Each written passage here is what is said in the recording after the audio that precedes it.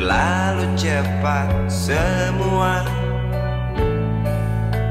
kau panggil satu-satunya yang tersisa, proklamator tercinta.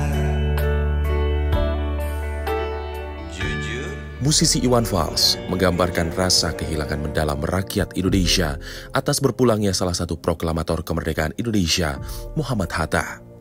Putra Minang kelahiran Bukit Tinggi pada 12 Agustus tahun 1902 dikenal masyarakat luas sebagai pemimpin sederhana yang dekat dengan rakyat. Namanya selalu disandingkan dengan Presiden pertama Indonesia Soekarno, yang kini banyak diabadikan sebagai nama jalan, gedung perpustakaan, hingga bandar udara.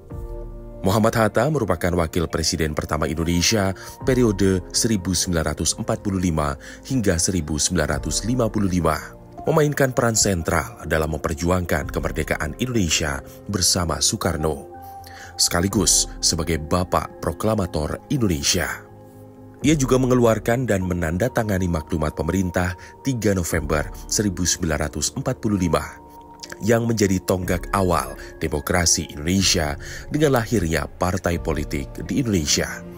Bung Hatta memiliki andil besar terhadap perkembangan ekonomi Indonesia, khususnya koperasi. Dirinya pun dijuluki sebagai Bapak Koperasi Indonesia. Kuatnya semangat perjuangan Bung Hatta untuk kemerdekaan Indonesia tidak terlepas dari pengalaman masa remaja yang akhirnya menjadi pemecut bagi dirinya.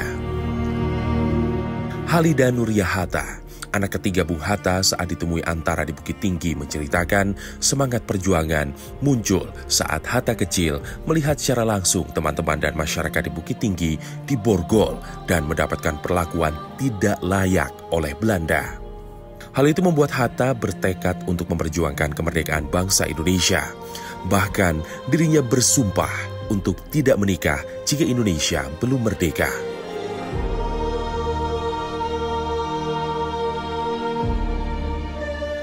Tidak pandang bulu, saya pun sebagai anaknya saya belajar setiap hari. Ya, masukkan bagi saya belajar dari masyarakat juga.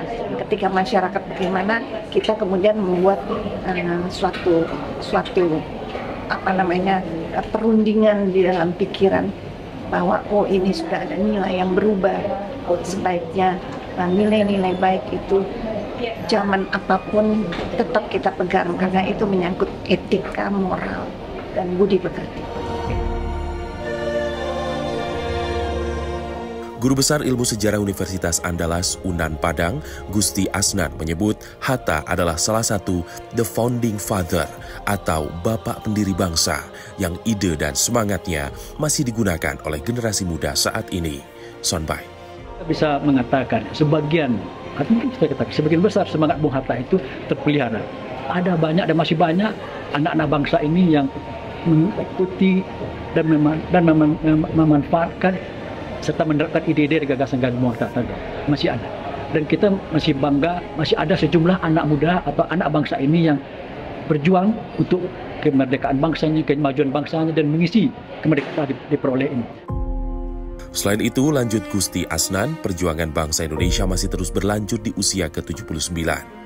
Sesuai pesan Bung Hatta, Indonesia merdeka hanyalah syarat untuk bisa mencapai kebahagiaan dan kemakmuran rakyat. Pesan yang dilontarkan Bung Hatta dalam sebuah pidato tersebut diharapkan dapat terwujud dalam menuju Indonesia Emas pada tahun 2045. Dari Kota Bukit Tinggi, Sumatera Barat, Fandi Yogari, Kantor Berita Antara mewartakan.